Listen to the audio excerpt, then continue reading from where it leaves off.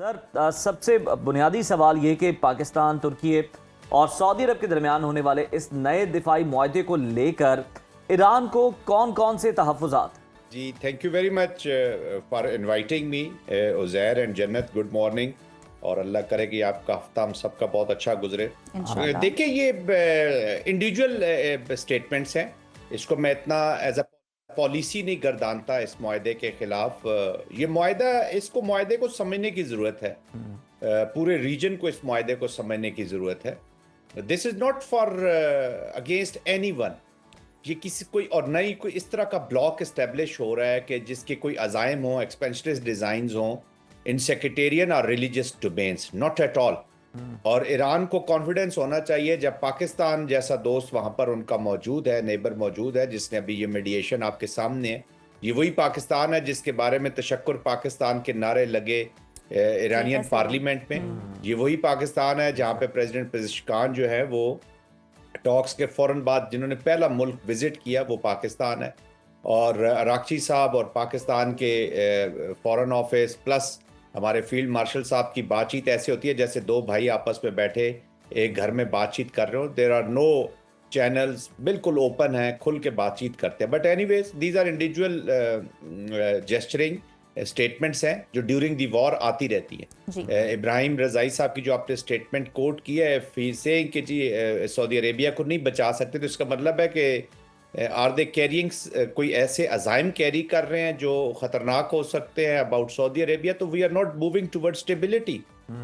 देखिए ना, अगर कंटेस्टेशन होगी अरब वर्ल्ड के अंदर जिसको पाकिस्तान खत्म करना चाहता है उज़ैर, और इनकी आपस में लड़ाई रहेगी, तो who is being helped? Israel, जिनके एक्सपेंशनिस्ट डिजाइन है। तो पाकिस्तान यही कहता है नॉट के अगेंस्ट इजराइल ये कोई ऐसी वॉर शुरू कर दे, बट कहता है कि स्टेबिलिटी तो अचीव करे। स्टेबिलिटी के लिए सबसे इंपॉर्टेंट चीज होती है पहले अपना घर इन ऑर्डर करना, अपने रीजन को इन ऑर्डर करना, अपनी उम्मा के अंदर यूनिटी पैदा करना फॉर स्टेबिलिटी। और ये अलायंस जो बना है ये उसी रीजनल स्टेबिलिटी के लिए, deterrence, collective security and regional stability. ये अलायंस ना ईस्ट के ग्रुप में आपको ले जाने के लिए, ना वेस्ट के ग्रुप में ले जाने के लिए। This alliance is for all around, and all around क्या है? स्टेबिलिटी। तो आई थिंक इंडिविजुअल स्टेटमेंट्स है, हमें इसको कोई ईरान का स्टांस नहीं ले लेना चाहिए। इंटरनेशनल पॉलिटिक्स ईरान की बात कर रहे हैं कि ईरान में पाकिस्तान तशक्कुर के नारे भी लगते हैं। ईरानी सदर मसूद पेज़ेश्कियान स्पेशली पाकिस्तान आए तशक्कुर के लिए, थैंक यू कहने के लिए। पाकिस्तान का मौक़िफ़ है कि मुआहदा दिफाई नौइयत का है। मिस्र की मुतवक्किल शमूलियत की बातें भी हो रही हैं। आपको लगता है कि आने वाले वक्त में ईरान भी इसका हिस्सा बन सकता है? Why not? कोई भी बन सकता है। कई दफा हम इसको रिस्ट्रिक्ट कर रहे हैं टू द मुस्लिम वर्ल्ड। और ये मुस्लिम वर्ल्ड की इसलिए ज्यादा बात होती है जन्नत कि इश्यूज इस वक्त जो इंस्टेबिलिटी है, इनसिक्योरिटीज है, वो मुस्लिम वर्ल्ड में है। मिडल ईस्ट और साउथ एशिया देख लें, पाकिस्तान के ऊपर एक वॉर मुसल्लत की जा चुकी है from the Hindu Zionism. Gaza की सिचुएशन देख लें, लेबनान की सिचुएशन देख लें, सीरिया में फिर इनकर्जन शुरू हो चुकी हैं, Iraq is destabilized, Iran is in the war, जो रीजनल गल्फ कंट्रीज हैं वहां पे अटैक हो रहे हैं। तो आप मुझे बताएं ना कौन सी इंस्टेबिलिटीज है? वेस्ट में तो कोई इस तरह की इंस्टेबिलिटीज नहीं है। इटली, रोम, फ्रांस सब कंफर्टेबल है। अल्लाह ना करे कि वहां पे ऐसी चीज हो। But anyways, so this turmoil जो है वो इसी रीजन में है। जो ईस्ट है, मलेशिया वगैरह देख ले, इंडोनेशिया में, उनको भी कंटेस्टेशन में लाए जा रहे हैं। अब उनकी भी आंखें खुलेंगी, वो जो इंडो पैसिफिक स्ट्रेटजीज और कभी कभी जिसके बीच पे वो यूज होते हैं, ब्लॉक्स के बीच पे यूज कह ले या डिफरेंट चीजों में आते हैं, तो वो भी उनके लिए भी एक वार्निंग है।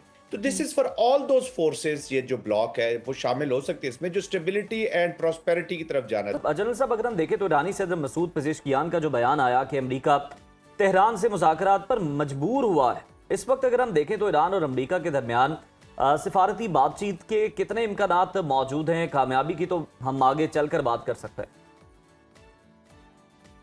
देखिए, बातचीत तो जारी है जी Uzair. There can be many forms of negotiations. बातचीत की बहुत सी फॉर्म्स हैं, उनमें इनडायरेक्ट है, डायरेक्ट है, बातचीत हो रही है। अभी अप्रैली नजर नहीं आता। अभी ओस्लो में भी पिछले दिनों ईरानियन वफद जो है वो जर्मनी, यूके और फ्रांस के वफद के साथ मिले हैं।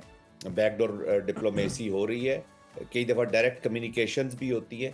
सो diplomacy is taking place through different ways and means, और बिल्कुल इम्कानात है। पाकिस्तान ने रिसेंट पास्ट में साबित किया कि ये दोनों इकट्ठे बिठाए जा सकते हैं। पाकिस्तान ने बिठाया है इनको 21 घंटे, 47 ईयर्स।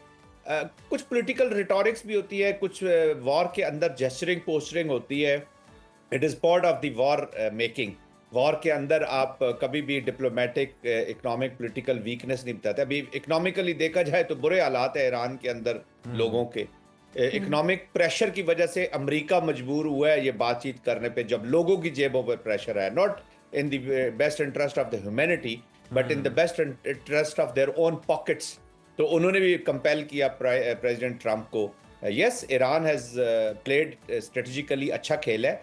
कब तक इस लीवरेज का फायदा उठा सकता है वो that is yet to be seen. ये जो हुर्मस की मैं लीवरेज की बात कर रहा हूँ, हर लीवरेज की उज़ैर एक शेल्फ लाइफ होती है। उसके बाद आपके जो अपोजिंग कैंप होता है वो उसको अंडरमाइन करने के लिए they start taking different measures. वो कब तक उसको इस्तेमाल करेगा, दिस इज देयर कॉल। दोनों तरफ हार्ड लाइनर्स भी मौजूद हैं, मॉडरेट्स भी मौजूद हैं, बट हैविंग सेड दैट दोनों इस नतीजे पर पहुंच चुके हैं कि मिलिट्री के जरिए हम अपने ऑब्जेक्टिव्स, पॉलिटिकल ऑब्जेक्टिव्स हासिल नहीं कर सकते। तो दैट्स व्हाई आई से कि जी बिल्कुल 100% चांसेस, ऑलरेडी बातचीत हो रही है और एंड हो गई बातचीत के ऊपर, क्योंकि हर वॉर का जो एंड स्टेट है वो डिप्लोमेसी और पॉलिटिक्स लिखती है, न कि मिलिट्री।